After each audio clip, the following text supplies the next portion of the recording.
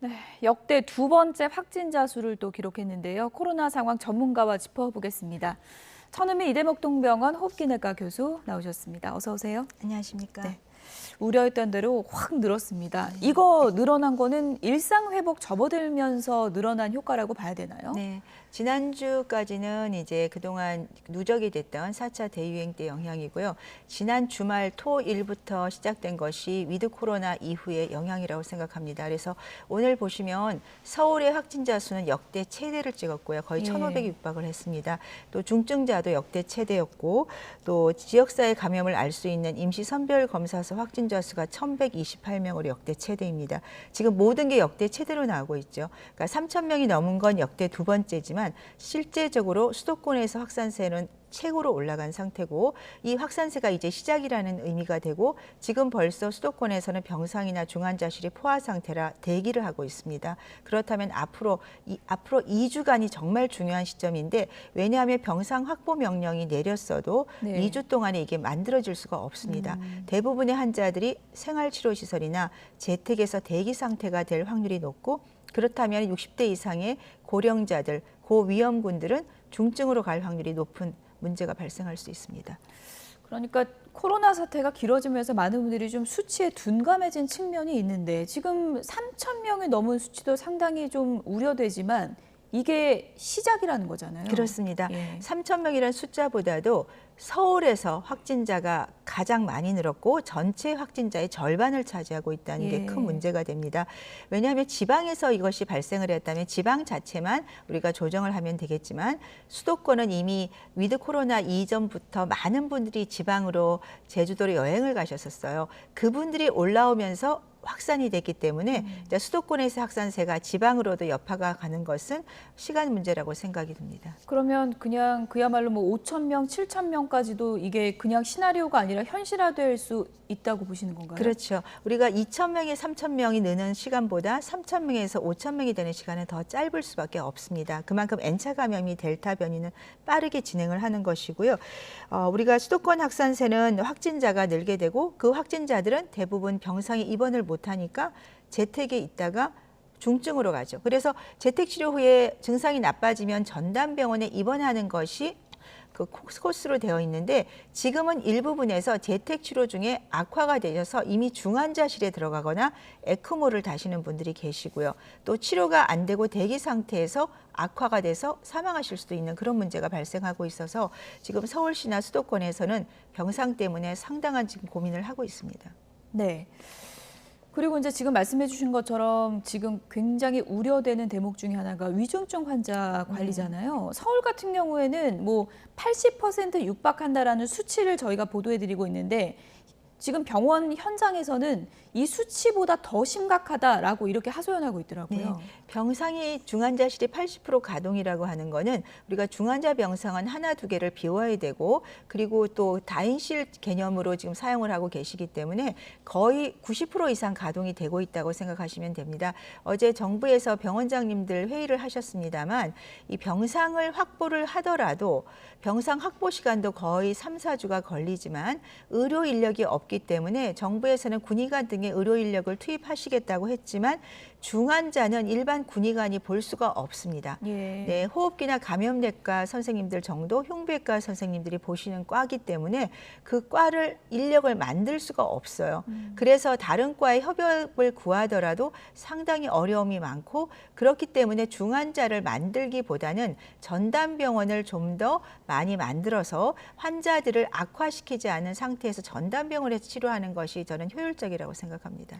근데 이제 다른 대안으로 많은 분들이 그럼 서울이 다 포함면 그 중환자들을 다른 지역으로 이송하는 방법도 얘기를 하는데 그 병상은 충분한 건가요? 지방은 중환자 병상이나 일반 전담병원이 수도권보다 훨씬 적고요. 예. 또한 이런 중환자들이나 중증 환자를 이송할 수가 없습니다. 우선 구급차를 그렇게 한 명당 여러 번 이송하기도 불가능할 뿐더러 이송 과정 중에서 문제가 발생합니다. 이게 1, 20분이 아니고 지방으로 가려면 두세 시간 이상 걸리는데 예. 그 사이에 나빠지는 것이 중환자의 특징이기 때문에 서울 시내에서도 중환자는 절대 이송을 하지 않습니다. 예. 상당히 좀 우려가 되는 그런 상황인데 또 한 가지 걱정되는 게 최근에 코로나 사태 길어지다 보니까 간호사분들 중에 그만두는 분들도 많다 그래서 의료 인력이 오히려 더 줄어들고 있다는 얘기도 있더라고요. 그렇습니다. 이렇게 확진자가 증가하게 되면 포화 상태가 되고 그러면 한 명이 보던 간호사분, 의사분들의 봐야 되는 환자 수가 2배 이상 늘어나게 되면 이미 2년 동안 너무나 지쳐 있는 상태에서 앞이 보이지 않기 때문에 체력적으로 정신적으로 견딜 수가 없고 당연히 사직을 하시는 분이 늘어날 수밖에 없고 그렇게 되면 인력은 더 부족해질 수밖에 없습니다. 예.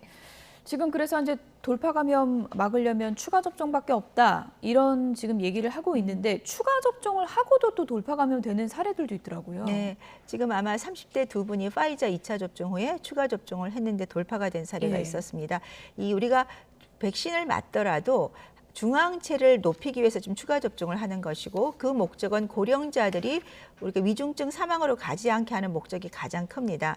하지만 지금 이분들은 아마 의료 인력이었기 때문에 부스터를 맞으셨는데 한 달 이내에 아마 그 돌파 감염이 되셨던 사례고요. 백신 접종을 하고 나면 대부분 한 달까지는 이 중화항체가 유지가 되지만 한 달 이후부터는 중화항체가 꾸준히 떨어지면서 돌파가 나오기 시작합니다. 이 사례도 그 사례고 국내는 0.1% 정도 돌파 감염 사례가 있고요. 또 백신 종류에 따라서 조금 차이가 있습니다. 그래서 아스트라제네카나 얀센이 가장 또 돌파가 많이 되고 그리고 파이자, 다음 모더나가 가장 돌파는 적게 됩니다. 그 이유는 아시겠지만 네. mRNA 백신 양이 많아서 돌파가 적게 되는 그런 면이 있습니다. 그래서 우리가 백신을 맞고 추가 부스터를 하더라도 돌파는 언제든지 될 수 있기 때문에 단지 위중증이 좀 감소할 수 있죠. 하지만 지금 보시면 고령층은 백신 접종을 완료했음에도 불구하고 80대는 50%가 사망률의 50%를 차지하고 예. 있을 정도로 높기 때문에 이 요양병원 시설이나 80대에 있는 분들은 굉장히 주의를 하셔야 될 것 같습니다. 부스터샷을 맞아도 다 막을 수 없다는 게 참 허탈한 기분도 드는데 지금 그래서 부스터샷 접종 그 기간을 4개월로 단축했잖아요. 네. 그 2달 줄이는 게 큰 효과가 있을까요?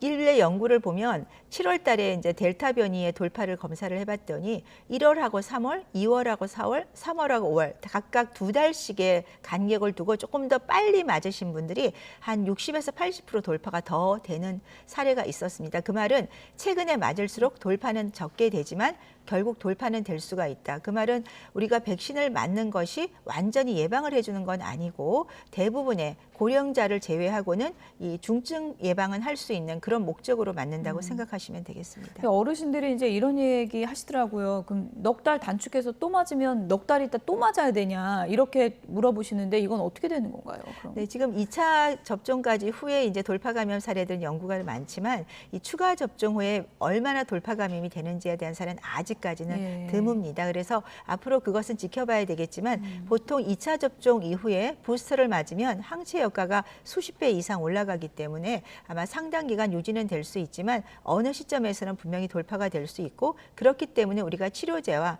개인 방역이 같이 병행이 돼야 되겠습니다. 예.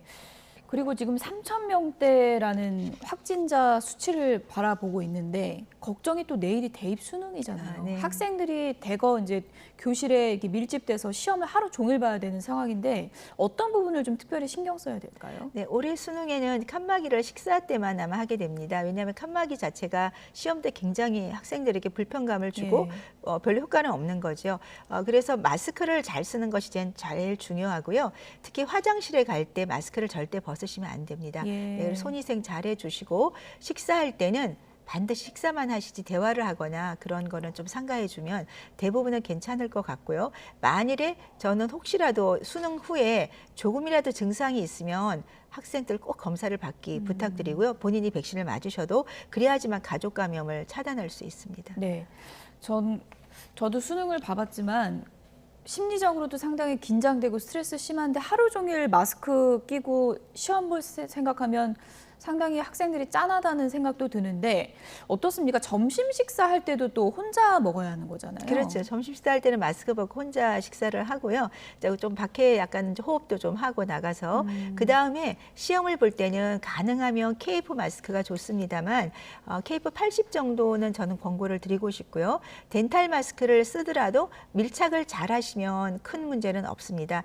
그러니까 호흡이 안 좋은 학생이나 기존에 천식이 든 학생들은 저는 덴탈 마스크를 잘 밀착을 해서 착용을 해 주시면 괜찮을 것 같습니다. 네, 학생들 뭐 코로나 사태 속에서 시험을 준비하고 또 내일 시험까지 치러야 되는 상당히 좀 힘든 여정인데요. 내일 또 화이팅해서 좋은 성적 거두시길 바라겠습니다.